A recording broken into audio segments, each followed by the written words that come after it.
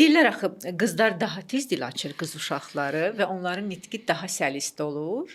Nəinki oğlanlar. Bu düzgün fikirdir. Çox düzgündür. Burada daha çox əsas hissə götürür nəyə? Aha. Onların inkişaf xüsusiyyətinə. Nə üçün inkişaf xüsusiyyətinə?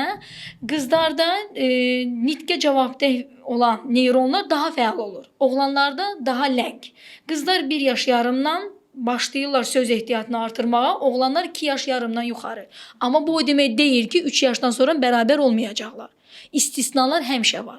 Çox əfsuslar olsun ki, nitq əlilliyi daha çox oğlanlardadır. Amma biz indi sizə yenə də sağlam mərkəzi sinir sistemi olan uşaqlardan danışırıq.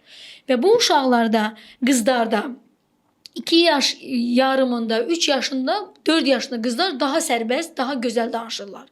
Nitqin anlaması da fərqli olur. Oğlanlar daha konkret informasiyanı qəbul edir, qızlar daha emosional. Və qız gözləyir böyükdən onu ki, emosiya ilə fikrini çatdırsın. Oğlan yox, lakanik, qısa. Və bu ömrün axırına kimi də davam eləyəcək. Qadına, baxın, biz söhbət eləyirik. Qadına giyindim, keçindim, bəzəndim, sürətlə. Kişi yox, lakanik, getdim, gəldim. Bu onu tez informasiyanı götürür. Çünki sol yarım kürə kişilərdə daha aktivdir, qadınlarda daha çox sağ yarım kürə. Yenə də istisnalar var. Elə qadınlar var ki, onlarda sol yarım kürə məsələn aktivdir. Amma qızlarda ona görə nitq tez formalaşır ki, onların neyronları daha fəaldır. Kişilərdə daha bu özünü gec göstərir.